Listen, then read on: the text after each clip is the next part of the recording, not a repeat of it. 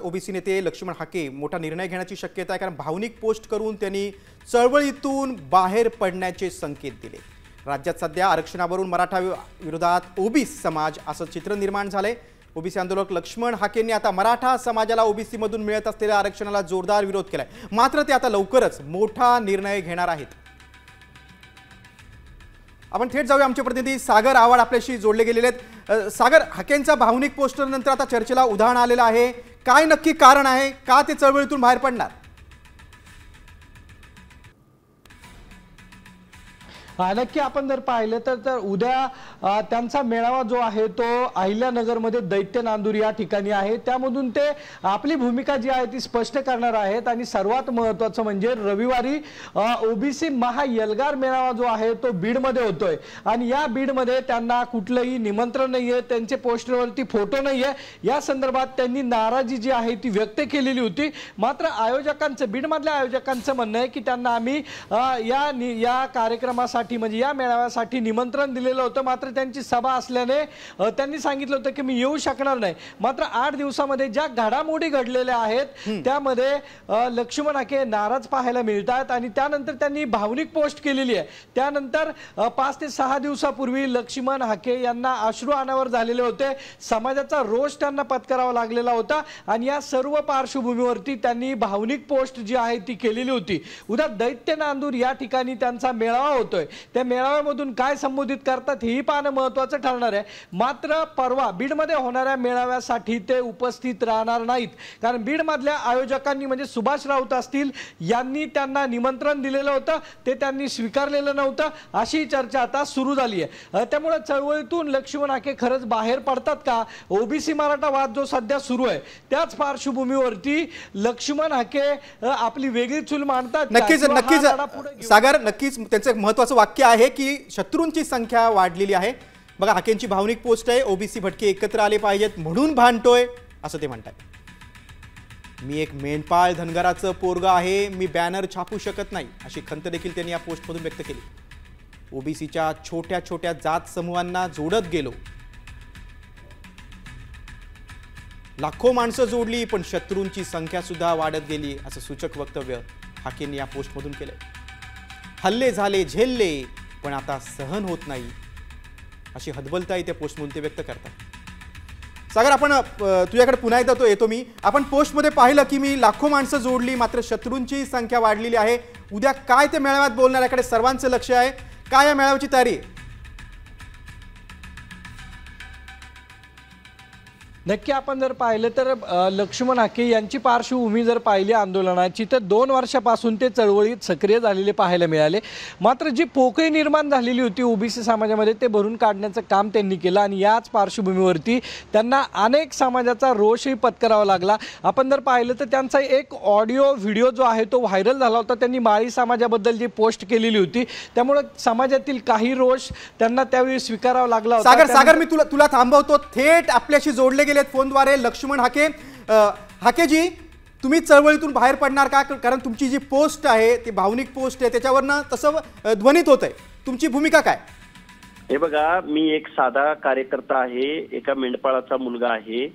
माझ्याकडे चळवळ लढण्यासाठी किंवा सगळ्या गोष्टी करण्यासाठी किंवा स्वतःचं संरक्षण करण्यासाठी माझ्याकडे कुठलीही यंत्रणा नाही आणि आपल्या पाठीमागं कुणी नाही याची मला जाणीव झालेली आहे। आणि माझं एवढंच म्हणणं आहे, आपण चांगलं लेखन करू शकतो, आपण चांगला प्रतिवाद करू शकतो, बोलू शकतो, लोकांना खेचण्याची आपल्याकडे ताकद आहे असं मला वाटतंय एक कार्यकर्ता म्हणून। पण तुमच्या आंदोलन सुरू असताना असं मध्येच का ब्रेक घेताय तुम्ही? नाही, काय झालं, माझा एक कार्यकर्ता होता, त्या कार्यकर्त्याचे दोन्ही हात फ्रॅक्चर झाले, त्याच्या डोक्यामध्ये वार झाला आणि एवढा जीवघेणा हल्ला होऊन सुद्धा या महाराष्ट्रामधला एकही जे लोक स्वतःला समाज सुधारक बोलतात, बाजू घेऊन भांडतात, कोणी पुढे येताना दिसलं नाही। आणि एवढं वाईट वाटलं या गोष्टीचं की, आणि त्याचं कारण दुसरं तिसरं काहीच नाही, त्या नवनाथ वाघमारेंची तिकडे गाडी झाली, ही ह्या ज्या घटना घडतायत। आणि परवा बीडवरून त्या वडगाव डोकच्या सभेला जात असताना हाकेजी, तुमचा रोग ओबीसी नेत्यांवरच आहे का? नाही, ओबीसी नेत्यांवर असं नाही मला कुणाला म्हणायचं. मी ओबीसीची एकजूट करायला चाललोय. बरोबर. मी आमदार खासदाराचा पोरगा नाही. मला कुठेही कुठलं मंत्रीपद नको आहे. मी राजकीय इंटेन्शननं काम करत नाही. मी कुणाच्या प्रभावाखाली काम करत नाही. मला फक्त या महाराष्ट्रामधल्या अर्ध्या लोकसंख्येच्या हक्क अधिकाराचं जे आरक्षण आहे, जे प्रतिनिधित्वाचं आरक्षण आहे, ते टिकलं पाहिजे म्हणून मी काम करतोय आणि लोक मला गोळा होत आहेत. हाकेजी, तुमच्या पोस्टमध्ये तुम्ही म्हटलं की शत्रूंची संख्या वाढली. कोण आहेत शत्रू? हे सगळेच शत्रू आहेत. आता मी काय बोलणार त्याच्यावर? पण नावं घ्या ना, कोण आहेत? नाही, फ्रस्ट्रेशन या गोष्टीचं आहे की आपल्या कुटुंबियापर्यंत, आपल्या मुलाबाळापर्यंत जर ही लोक येणार असतील, उद्या माझ्या कार्यकर्त्याला जर एवढ्या वाईट पद्धतीनं मारलं गेलं असेल तर आपला पण नंबर आज उद्या परवा लागू शकतो. म्हणजे आपल्या समाज बांधवांकडनं पाठिंबा मिळत नाही म्हणून तुम्ही निराश झालात का? नाही, पाठिंबा नाही. सर्वसामान्य माणूस हजारोंच्या संख्येनं जमा होतोय, त्यामध्ये वाद नाही. पण एवढ्या सगळ्या गोष्टी घडत असताना, हल्ले होत असताना प्रचंड नैराश्याची भावना आहे. याच्या पलीकडे काही नाही. नेते मोठे आहेत, त्यांच्या मोठेपणाबद्दल मी कधीही डाऊट घेतला नाही. उलट मी डिफेन्स मध्ये काम करत आलोय आजपर्यंत. हेच आहे, बाकी काही नाही. आंदोलनाच्या आघाडीवर असताना मग तुम्ही आता काय निर्णय घेणार? तुमची पुढची भूमिका काय असणार? उद्या पावसाची परिस्थिती आहे. अहिल्यानगर जिल्ह्यामध्ये दैत्य नांदूरला मी सभा लावलेली आहे. लोकांनी बोलवलंय मला, कारण मी जर लोकांना बोलवत बसलो तर माझ्याकडे कुठलीही यंत्रणा नाही. मी कुणाला चहा पाजू शकत नाही. मंडप लावायचा, झेंडा लावायचा, गाड्या द्यायचा, डिझेल पेट्रोल द्यायचं, ही तर पुढची गोष्ट. हाकेजी, आणखी एक महत्वाचा प्रश्न आहे की तुमची जी निराशा आहे, ही जी खंत आहे, ही तुम्ही कुठल्या ओबीसी मोठ्या नेत्याजवळ बोलून दाखवली आहे का? म्हणजे छगन भुजबळ असतील किंवा आणखी कोणी असतील?